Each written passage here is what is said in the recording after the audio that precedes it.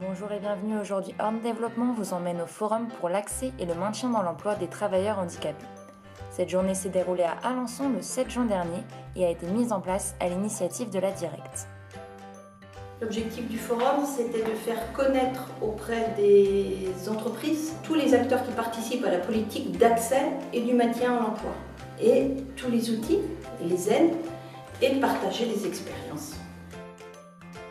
44 entreprises ont été réunies, dont certaines ont participé aux tables rondes comme témoins d'une politique active de l'embauche et du maintien dans l'emploi des travailleurs handicapés. Et puis cet après-midi, il va y avoir des simulations de recrutement. C'est une grosse organisation qui est une belle réussite par la participation.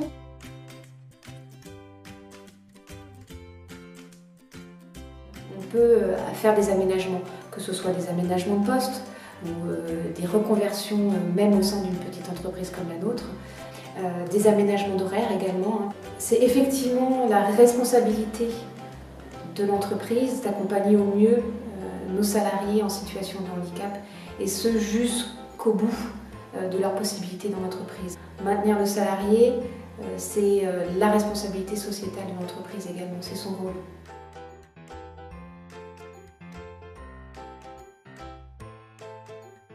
La personne sourde, comme toutes les personnes en situation de handicap, est avant tout une personne. Lorsque l'employeur sent que ça peut être compliqué, lorsque la situation devient tendue, lorsque c'est conflictuel, lorsqu'il faut faire un petit point de situation et puis juste reposer les choses, ils peuvent effectivement, l'employeur peut faire appel à des professionnels comme moi, juste pour que le message, pour que les deux parties se reconnectent.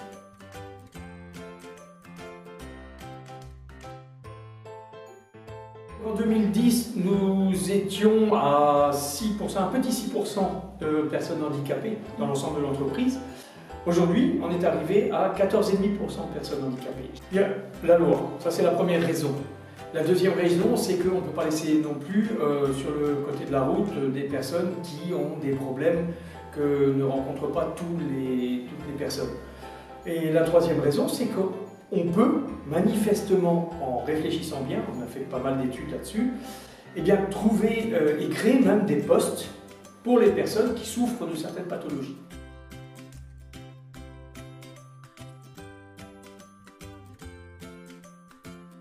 Nous avons un bilan économique à défendre, mais également un bilan social avec de l'accompagnement, de la formation et surtout des apprentissages liés au métier du livre. Notre vocation, c'est de permettre à ces travailleurs handicapés de s'insérer dans le milieu classique, ordinaire du marché du travail.